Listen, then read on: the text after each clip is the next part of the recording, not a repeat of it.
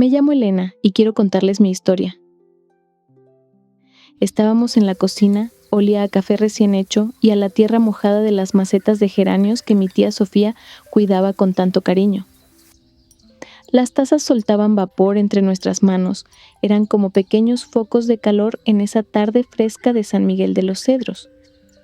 Afuera, el sol se colaba entre las flores moradas de las bugambillas, pintando de ese color los muros blancos. Sofía, mi tía, la persona que más tiempo me ha conocido, asintió despacio. Sus ojos, color miel, me miraban profundo, sin juzgarme para nada. Sabía que lo que iba a contarle era algo que llevaba guardado muy adentro, un peso que me ahogaba desde hacía años. No sé por dónde empezar, tía Sofía, dije bajito, mirando cómo la crema se movía en mi café. Es como si quisiera explicar un color que solo yo he visto, o un sabor que solo yo he probado. Ella tomó un sorbo y luego me miró con esperanza. Empieza por el principio, Elena, o por donde sea que te duela más ahora mismo. Y así, sin un orden claro, sin acordarme de todo en perfecto orden porque mi memoria todavía se enreda, empecé a contar. No fue algo de un solo día, ni algo que pasó de repente y me hizo ver todo claro. Fue más bien como cuando un río congelado empieza a derretirse despacio. Primero una grieta pequeña y luego se rompe todo el hielo. Yo crecí en la luz del mundo, o al menos en cómo se vivía esa fe en ese rincón de Jalisco. Desde que tengo uso de razón, la vida giraba alrededor de la iglesia. No era un lugar donde ibas solo los domingos. Era como el aire que respirabas, el agua que bebías, lo que marcaba cada latido de tu corazón. El hermano mayor, como le decíamos, la persona que nos guiaba, era casi como si fuera Dios mismo en la tierra. Lo que él decía era la ley, lo que enseñaba era la verdad absoluta. No había sitio para dudar, para preguntar por qué. La fe era obedecer. Así de simple, así de firme, sin moverse. Recuerdo los domingos. Era casi un ritual sagrado ponernos ropa blanca muy limpia. El olor a incienso flotaba en el aire, a veces un poco cargado en las carpas o los salones que usábamos. Y las canciones, ¡ay, las canciones! Eran como un torbellino de emoción. Los coros subían con tanta fuerza que te hacían sentir parte de algo enorme, algo especial, algo elegido.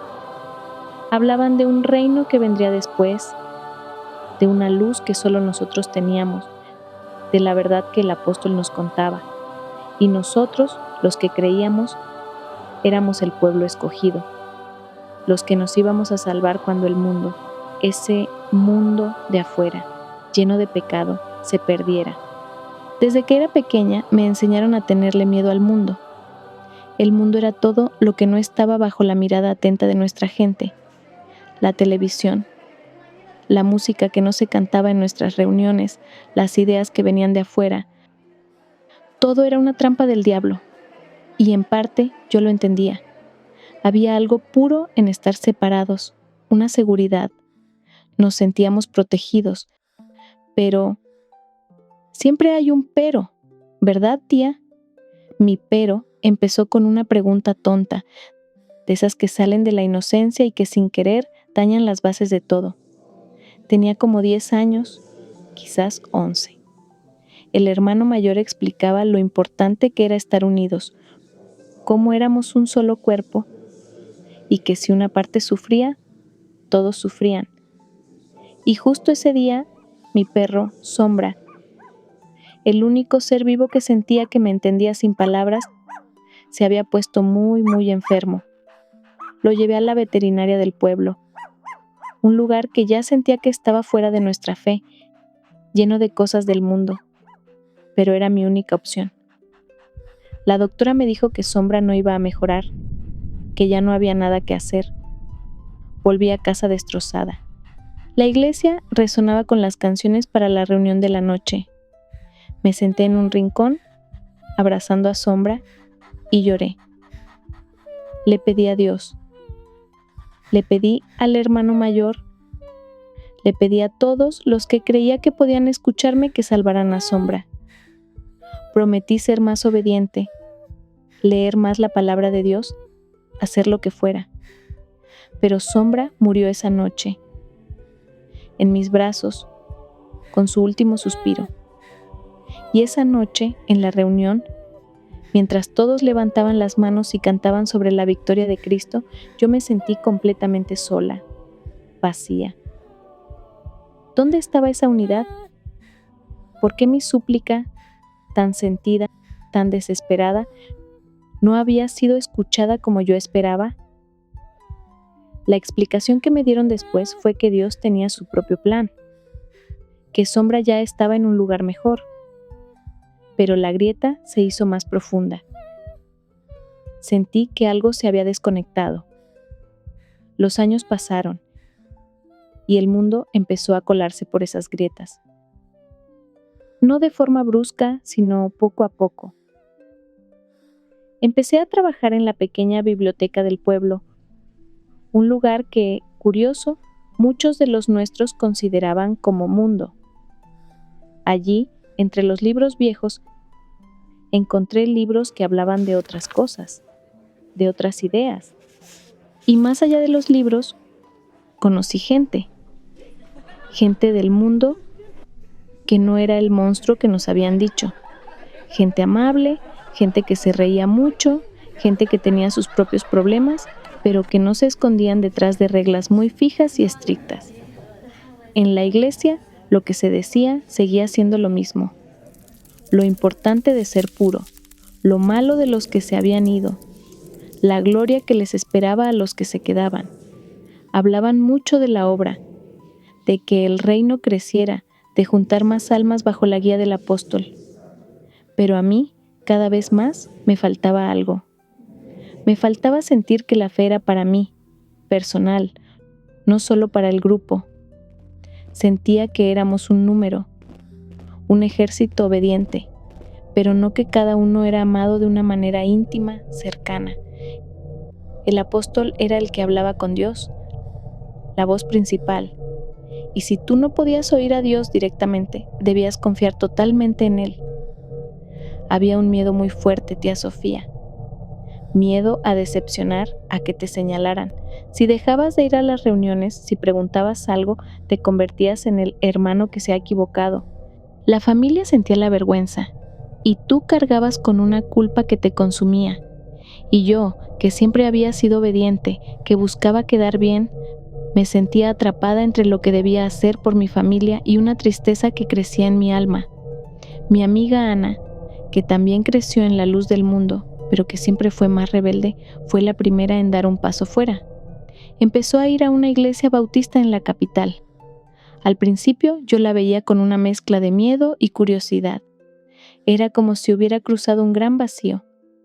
Cuando venía a San Miguel a visitar a su familia, la miraba con desconfianza, pero también con envidia. Me contaba cosas que sentía que eran verdad, pero que me daban mucho miedo. Hablaba de un Jesús que murió por sus pecados, no solo para crear un reino en la tierra, sino para tener una relación personal con cada uno de nosotros. Hablaba de un regalo que no se conseguía con obediencia ciega, sino que se recibía creyendo en él. Elena, me dijo un día, mientras caminábamos por el mercado, lejos de donde nos pudieran ver los nuestros. En esta iglesia siento que Dios me habla directamente. No necesito a nadie que me explique sus palabras. Siento su amor, su perdón. Yo me encogí. Pero Ana, ¿y el apóstol? ¿Y las promesas del futuro que él nos ha dado? Ella suspiró y una risa triste se escapó de sus labios. Elena, yo busqué la verdad, busqué sentir a Dios cerca, y lo encontré. Este Jesús del que hablan aquí, Él es mi Señor, mi Salvador, y me ha dado una paz que nunca sentí antes, a pesar de toda la unión y el orden que teníamos. Esa conversación se quedó conmigo. Empecé a buscar información, con un miedo terrible, pero con una necesidad muy fuerte que me quemaba por dentro. Descargué la Biblia en mi teléfono, pero la abría con desconfianza. Usaba la versión que siempre nos habían dicho que leyéramos, la que explicaba las enseñanzas de la organización. Luego encontré otras versiones, comentarios que hablaban de Jesús como lo más importante, no la organización. Llegó un momento, tía Sofía, en que la presión se volvió imposible de aguantar. En la iglesia nos pedían cada vez más tiempo, más dinero, más entrega a la obra. Y cada vez que me pedían algo, sentía un vacío más grande. Mi fe parecía una caja vacía que tenía que llenar con cosas superficiales, pero sin nada real en mi corazón. Hubo una vez, durante una de las fiestas grandes de la iglesia, estábamos todos juntos en un campo enorme, bajo el sol fuerte de Jalisco. Miles de personas. El hermano mayor estaba en un estrado, hablando con mucha pasión.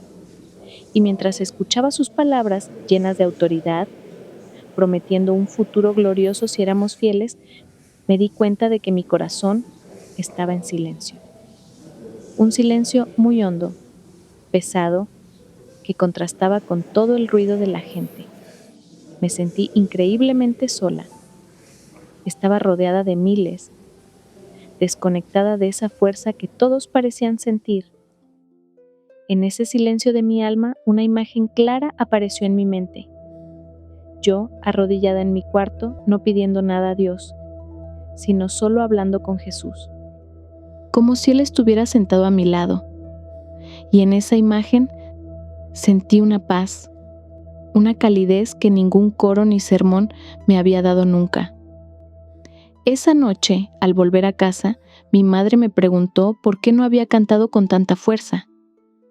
Me dijo que mi cara mostraba preocupación, que no reflejaba la alegría de la gente elegida. Me sentí atrapada. Le dije que estaba cansada. El primer paso para salir de ese abismo fue lo más aterrador. Un domingo, en lugar de ir a la reunión de la mañana, tomé el autobús a la capital, donde sabía que Ana iba a una iglesia. El viaje pareció eterno.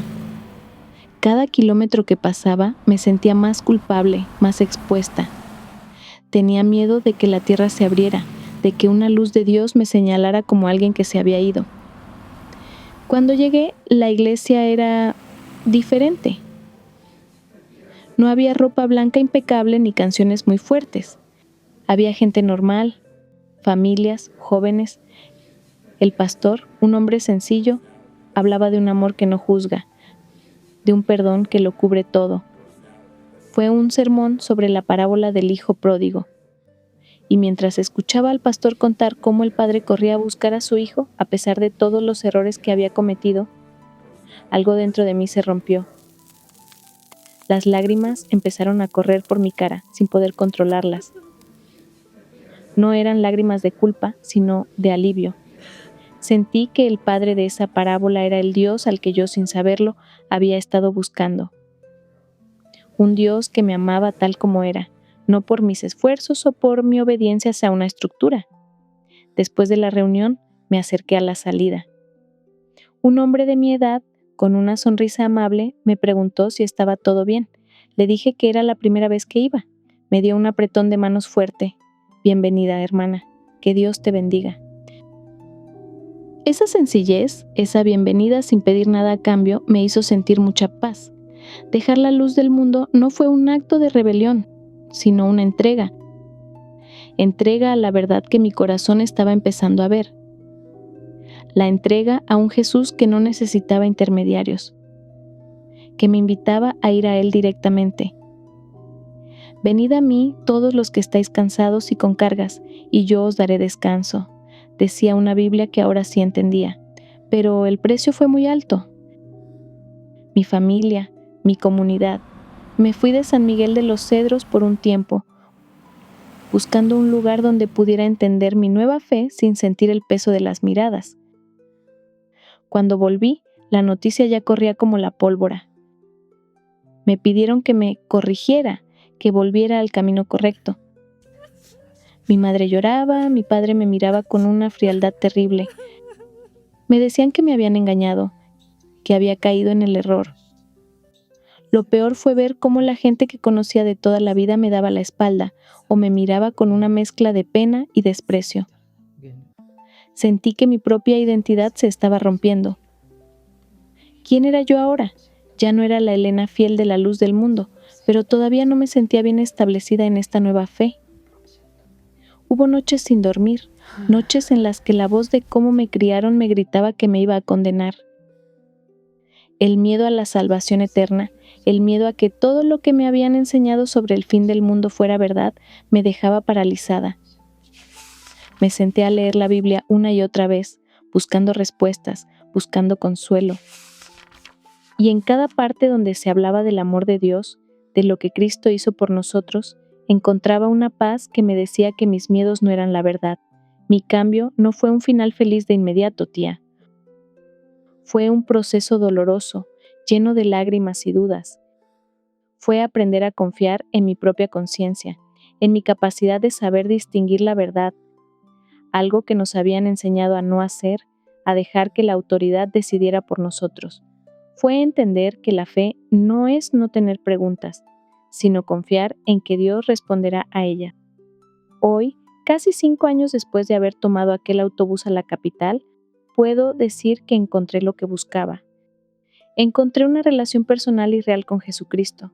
No necesito que nadie me explique sus palabras, puedo ir directamente a Él. Siento su presencia en mi vida, en los momentos buenos y en los malos. Mi iglesia ahora no es una organización con reglas estrictas, sino una familia de hermanos y hermanas que me quieren por lo que soy, no por lo que hago. Mi relación con mi familia es complicada. Hay distancia, hay dolor, pero dentro de todo esto he aprendido a orar por ellos, a pedirle a Dios que les muestre su amor de la manera que ellos puedan entender. Mi fe no me ha quitado los problemas del mundo, pero me ha dado la fuerza para enfrentarlos, la esperanza de que no estoy sola. Miré a Sofía. Ella me sonrió, sus ojos brillaban con una comprensión profunda. Se inclinó y tomó mi mano sobre la mesa. Elena, dijo, lo importante es que tu alma ha encontrado su lugar, que has encontrado tu camino, y ese camino, mi niña, es el que Dios ha querido para ti. El café se había enfriado, pero la calidez que sentía en mi pecho era mucho mayor. Era la calidez de la verdad que encontré, de la libertad que gané, del amor de un Dios que, a través de mi silencio interior, me había hablado en una forma de hablar que solo yo entendía. Y esa es mi historia, tía, una historia que aún se está escribiendo, pero que empieza con un grito de esperanza en medio de un mundo que creía conocer, pero que apenas empezaba a descubrir.